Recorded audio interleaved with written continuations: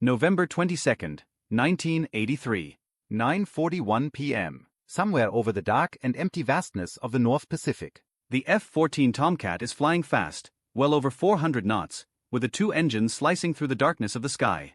In the cockpit, the pilot's faces glow with a faint green light from the instruments. In contrast, outside, there simply isn't anything there. There isn't a coast in sight, there isn't a moon, and there's merely black water stretching out as far as can be perceived into the. Then it happens. A needle vibrates, then another. Fuel flow reduces. There is no change in the sound at first. This is even more terrifying. The engines are still roaring. The plane is still flying. But the instruments, which pilots trust more than their own instincts, paint a different picture. The F-14 is low on fuel. Lieutenant Robert Wood, pilot, looks down once more. He does not speak yet. There is no need to. In the rear seating position, Lieutenant Commander Andy Anderson, radar intercept officer, is already bending forward, fixed on the same controls. They both know what this means. Over land, fuel emergencies are serious. Over the ocean at night, hundreds of miles from the nearest runway, they are fatal more often than not. This is not combat. There is no enemy radar. No missiles. No warning shots. Just physics. And time. The F-14 Tomcat is not a forgiving aircraft. She is powerful, fast, and temperamental. A Cold War predator designed to intercept Soviet bombers before they could ever threaten an American carrier group. Twin Pratt & Whitney TF-30 engines. Variable, sweep wings. A machine built for dominance, not mercy.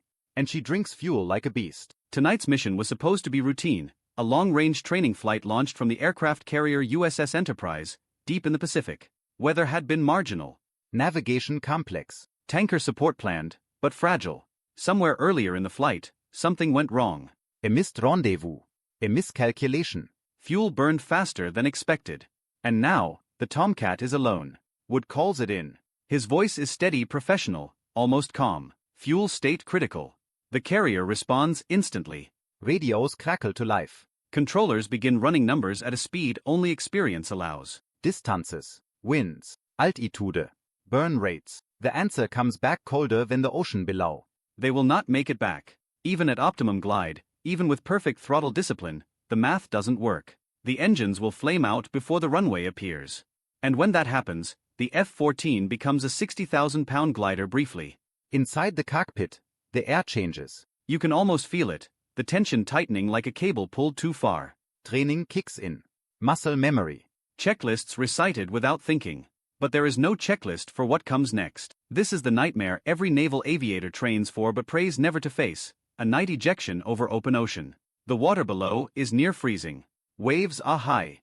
Rescue assets are hours away. Survival time, even with gear, is measured in minutes, maybe. And yet, ejecting too early could mean abandoning a jet that still has options. Too late means not ejecting at all. Wood and Anderson exchange a look, not dramatic, not panicked. Just understanding. They begin dumping weight, reducing drag, adjusting altitude to stretch every last pound of fuel. Every decision is deliberate. There is no room for heroics.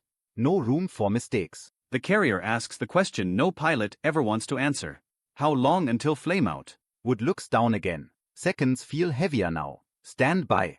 The ocean waits below, silent and indifferent. And somewhere in the darkness ahead, a narrow window remains open. One last chance that might save them both, or close forever. The numbers come fast now. Altitude. A.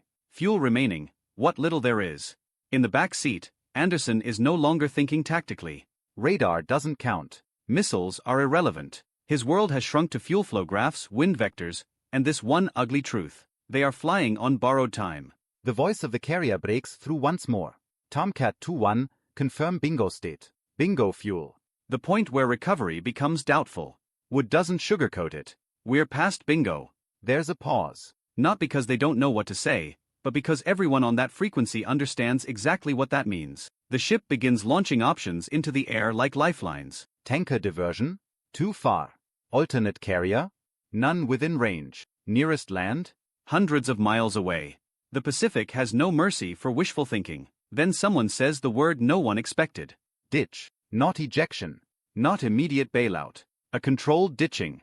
Landing a high-performance jet on water is nearly impossible. The F-14's fuselage isn't designed for it. One wrong angle and the aircraft will cartwheel, break apart, or sink in seconds.